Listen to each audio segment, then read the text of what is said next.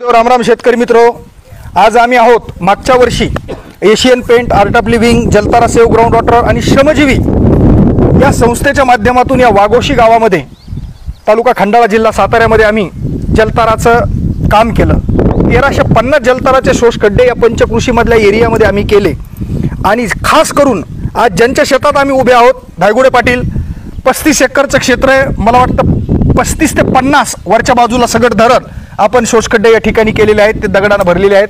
गावचे सरपंच तरुण की ज्यांच्या खरं पुढाकारानं आम्हाला उत्साह आला की हे काम करण्यासाठी मागच्या वर्षी या 35 एकरमध्ये 35 शोषखड्डे केले, ज्याचं पुनरुज्जीवन कसं करतात याचं आज 1 वर्षानंतर या गावाला येऊन आम्ही प्रात्यक्षिक दाखवलं आणि आता सरपंचाच्या पुढाकारानं पूर्ण 1350 जलताराच्या शोषखड्ड्याचं पुनरुज्जीवन होणार आहे।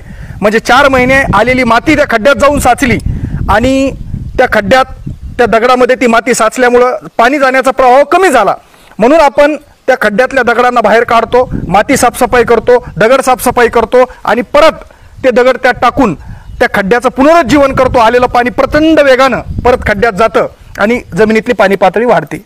आता मी तुम्हाला मुद्दा म्हणून एक चमत्कार दाखवणार आहे की ही जी विहीर होती मागच्या वर्षी काम करत असताना आम्ही या विहिरीचं बूड बघितलेलं होतं आणि गवत उगवलेलं, म्हणजे पाणीच नव्हतं।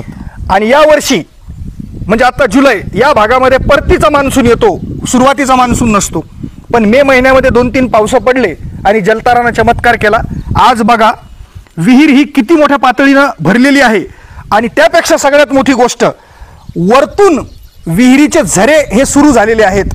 म्हणजे आलेल्या जलताराच्या शोषखड्ड्यातून जे पाणी जमिनीत मुरलं तेच जमिनीत मुरलेलं पाणी या विहिरीमध्ये येण्याचं प्रमाण सुरू झालेलं आहे आणि काळं जांभूळ पाणी तुम्ही पाहतायत। हा जो पलीकडचा पाईप आहे तो पाईप पण नितीन तू एकदा दाखवून दे की इथे एक बोर घेतलेला आहे आणि मागच्या वर्षी धायगुडे पाटील सरपंच सांगत होते की या बोरचं पाणी आम्ही विहिरीत सोडत होतो आणि मग ते पाणी आम्ही उपयोगात आणत होतो। यावर्षी पाटील आपल्याला सोडायची गरज पडली नाही, अजिबात नाही।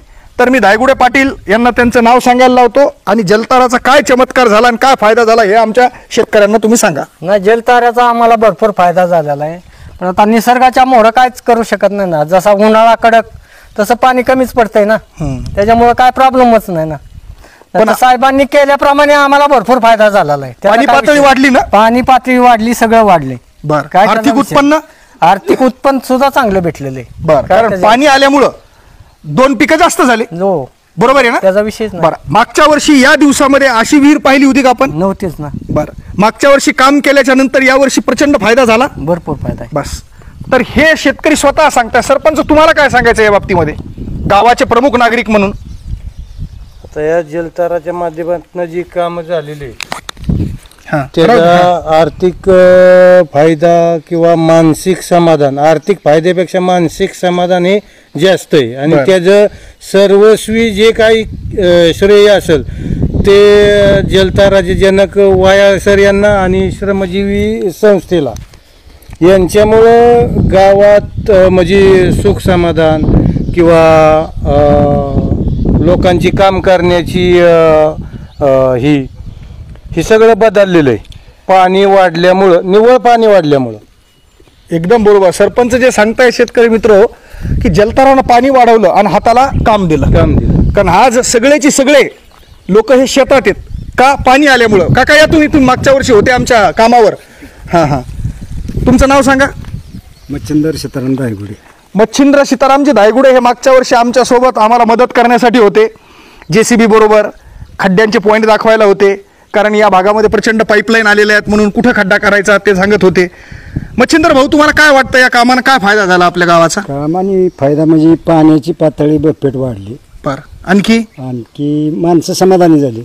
बरं, का समाधानी झाले? ही पाण्याची पातळी वाढल्यामुळं। बरं, आणि साहजिक आहे शेतकरी मित्र, जर तुमच्याकडे पाणी असेल तर 2 पिकाचे शेतकरी हे 4 पिकावर जातील, हजारातला शेतकरी हा लाखात जाईल।